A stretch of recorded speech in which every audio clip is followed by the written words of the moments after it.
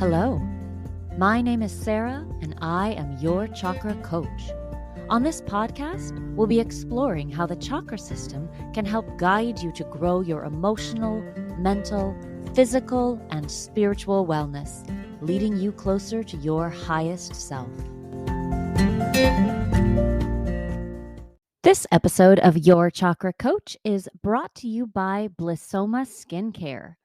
The ingredients in many conventional and mass market skincare products can trigger allergy reactions or worsen conditions like eczema, rosacea, and acne.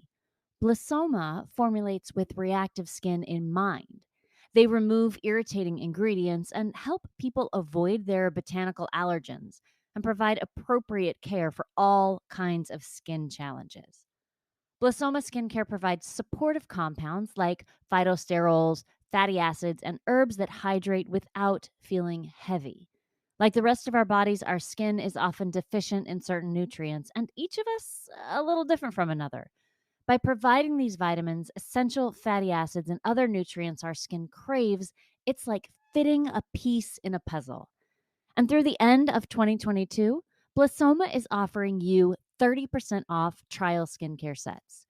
Each set contains a curated range of deluxe trial size products so that you can test out a complete routine of 5 products at an affordable price. The set should last about 2 weeks of daily use. There's a link in the show notes, and use coupon code Chakra Coach, all one word, to be sure you get your 30% discount. I hope you love them as much as I do. Hello. Welcome to the podcast. How are you? You doing okay? I'm doing pretty well, but I won't lie. This digging deep into the stress responses and the chakra system has really caused me to reevaluate some of the ways I respond in my life. I mean, not just respond to stress, at least not to things I think of as stress, but just in general. My sense is that the last 2 episodes, if you've had a chance to listen to them, have had you thinking too. I want to go over a few things that have come up this week. First, it seems like we should talk about the difference between flight and rest. Sometimes when there's a stressful event and we don't feel like we can handle it, we go do something else. And maybe that because that's something that I do, I think that's fine. I think it comes down to attention or intention and awareness. If the instinct is to run and we just avoid a situation mindlessly, that's flight. If we are avoiding seeing a person because we don't want to have a hard conversation that we know we need to have, that's flight.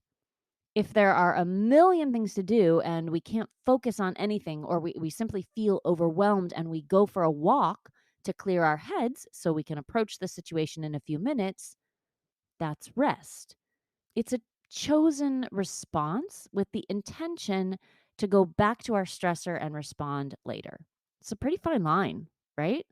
Again, being aware of why we're taking our actions and liking the reason that we're taking them is the difference. Just like everything else in life, we get to make choices about how we respond. My suggestion isn't that we never flee from a situation, just that we do it mindfully rather than as a knee-jerk reaction to our stressors. And that what we use to flee the situation is something that isn't causing us more harm than good. For example, if I get to the end of a long day and I know there's still work to be done, still that stress present, but I'm not going to be able to focus because I'm so tired, I might opt for flight by sitting down to watch Netflix or scroll through Instagram. No, it doesn't help me relieve my stress long term, but I've made an active choice. And honestly, there have been nights when I think, oh my gosh, I'm going to have to deal with these emotions, this anger or frustration or sadness or whatever, but I just can't tonight. So I distract myself. And just because of who I am, I then set aside a time the next day where I know I'm going to spend time understanding and processing my emotions. Yes, I've chosen flight, but not as a forever option. I hope this makes sense. Honestly, you can respond to stress in whatever way works for you. Just be sure that it is, in fact, working for you, not compounding your stress in the long term. And be honest with yourself. That real self reflection is the work we need to do. The second thing is that sometimes flight is the correct response for safety, physical or emotional or mental. You are not obligated to face down an abuser just so you're not in flight mode. You're not responsible for staying in a toxic or dangerous situation to prove anything to anyone or because you want to be sure your root chakra is balanced. Sometimes we fly.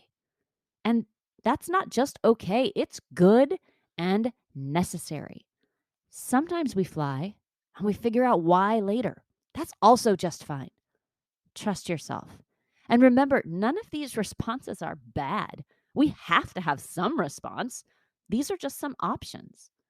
Awareness is our best tool. But if you're wondering whether it's safe to stay someplace, maybe you just go and sort it out later. Our instincts are not things to ignore. I hope that clears up some of the questions you had about the flight response episode from last week. If you're new to the show and this made no sense, maybe you want to go back and listen for clarification to last week's episode. We'll keep building on all this information, but I'll try to give the basics, sort of a need to know type stuff every week.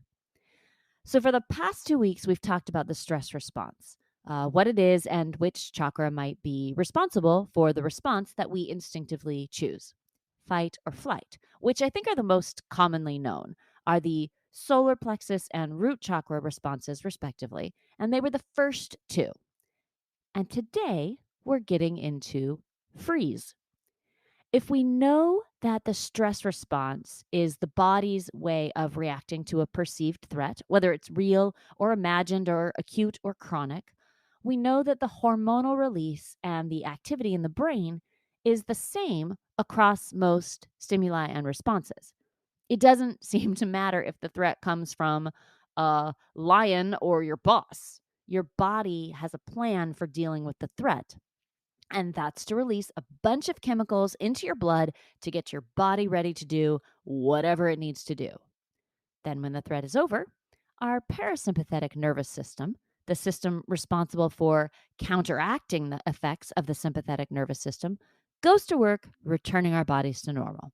A slower heart rate, lower blood pressure, processing the stress out of our muscles and organs and blood. Our modern problem is that these stresses don't ever seem to go away. There's always something to do, work or family or whatever it is that we feel needs to get done, or the threat of a recession or political unrest or any number of real, important things that are happening in our lives and in the world. So our sympathetic nervous system responds as if there is a constant threat to our very survival. And by and large, there isn't.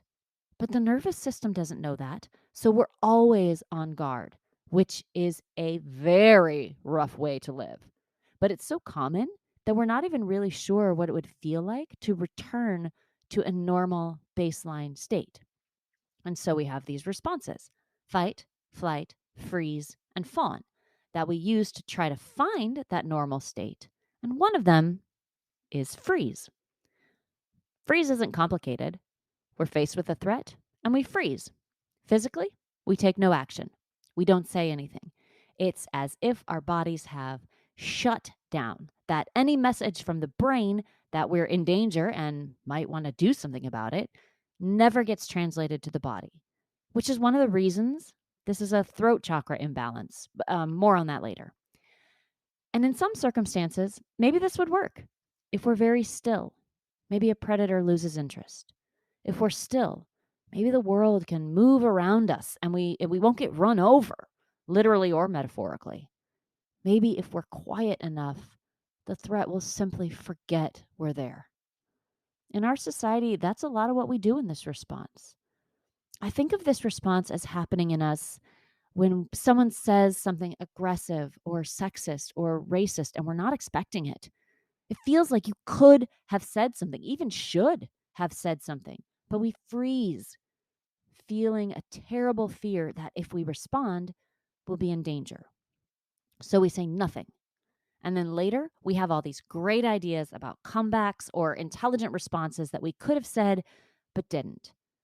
We then regret not standing up for ourselves or standing up for others when we had the chance. But freeze in the moment was all we felt we could do. This can happen too when we get yelled at by a partner or coworker or anyone really. We start to take up less energetic space, maybe even physical space.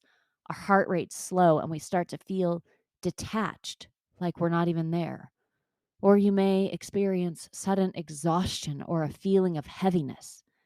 For me, the worst result of all of this is that in the aftermath, when you're processing what happened, you can start to feel stupid or embarrassed or guilty that you didn't do something when now it's so obvious that you should have.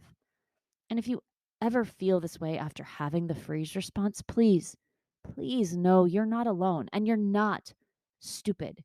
You likely did the best you could with what you had at the time. I don't want to get too deep into it because I'm not a therapist, but this response is extremely common in people with childhood trauma. When we're children, we often can't fight back or run away, so we develop this other skill, which is detaching from the situation. The freeze. Freeze is adaptive. It lets us survive situations that would be too much if we stayed in our bodies. It isn't wrong to freeze any more than it's wrong to fight or flee. And again, we're not picking these responses. They're instinctive and protective. We aren't responsible for making the choice. What I'm encouraging us to do is identify where we are in these stress responses and see if we can work toward responses that lower our stress levels overall. Freeze can also take place after a situation has passed. We get out of the dangerous situation. Again, it doesn't have to be physical danger, and we find ourselves unable to do anything. We just sit without being able to put thoughts together. And that fatigue sets in, that sense that we're absolutely unable to move. If you're living in constant stress with constant stress response, no wonder you're tired all the time. Your body and mind and soul are constantly trying to process stressful or traumatic event after event. And that wears down any reserve energy, any prana or life force that you might have, leaving us even less able to deal with stress in the future, more likely to freeze again. And the cycle just continues. Freeze can be physical, no movement or no talking, mental, unable to think, emotional, detachment from our bodies and our feelings. All the information your body is taking in isn't being processed by the brain. And even if some of it is, the reaction doesn't get translated back to the body to react. This is a really challenging response and one as it's not nearly as well explored as fight and flight. We definitely have multiple chakras involved in this response. And all the responses really, since we know that the chakras don't act in isolation. But this freeze response is especially prevalent in the throat chakra. A big reason, and probably the most obvious, is when we freeze and are unable to speak. Since the throat chakra is responsible for communication, if we can't express ourselves, that's a throat chakra issue. When we can't speak, when the words feel frozen inside of us, or we have a lump in our throats, or any other sensation that restricts the outward flow of energy through the mouth, we likely have a throat chakra that's closing up, getting blocked, getting cloudy, however you choose to think about it. The throat chakra also governs hearing and listening and understanding verbal input. When we're unable to make sense of what we've heard, the throat chakra needs attention. Another reason this response is associated with the throat chakra is what I was talking about earlier, the relay of information from the brain to the body, or the other way, body to brain. The throat chakra is what we call a gateway chakra. It's an energetic and literal narrowing of the passage from brain to body. If too much information about what to do or say or whether to move or whatever is trying to make its way down your energetic channel, it can easily get backed up in the throat, resulting in us not doing or saying anything. If you're someone like me who already struggles with throat chakra issues, the freeze response is going to be a big one. Just shutting down and not responding in any way. And maybe that's okay with you. And this response is working in your life, which is great. If it isn't, though, maybe you wish you were speaking up more or that you didn't disassociate from your body and emotions after a stressful situation. Maybe that was a tool that was useful for a while, but it isn't how you want to respond anymore. Or you just want another option. It's like learning any response. This one can be unlearned with practice and patience and compassion. Just as we talked about trying to put a space between stimulus and the fight response or the flight response, it takes a little effort to change your instinctive response. In the freeze reaction, the space is kind of built in. You're in pause. The important thing is realizing you've paused, which is certainly easier said than done. But once you're aware of the symptoms of being in a freeze, it does get easier to notice. So hopefully you're a little closer to that awareness now than you were before you started listening. So, what can we do? First, if your freeze response stems from childhood or adult trauma, look into getting some therapy. You'll be so much better equipped to understand yourself and your responses with professional help. The second, and my favorite in the moment technique, is to take a deep breath in and let it out slowly. That sounds so ridiculously simple, but it makes a huge difference. The air has to pass through your throat, moving the energy there around some. So not only do you get the physical benefits of a deep breath, you start to clear the energetic block you're experiencing. You could even clear your throat to get a little more movement there. Yeah. Yes, I know. Remembering to do this when you're frozen, it will take some time. It'll be easier in less stressful situations, and those can act as practice for bigger ones. And let's not expect ourselves to change all at once. The other thing that can really help with the freeze response is mindfulness meditation. If you've been listening to the show for a while, you're probably so tired of me talking about mindfulness and meditation, but I can't stop. I won't stop. It is absolutely one of the best things that we can do for ourselves. And this is yet another application.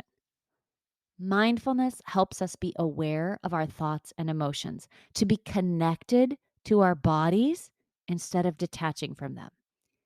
If you feel blank or empty inside, that's the freeze response, and it isn't particularly mindful.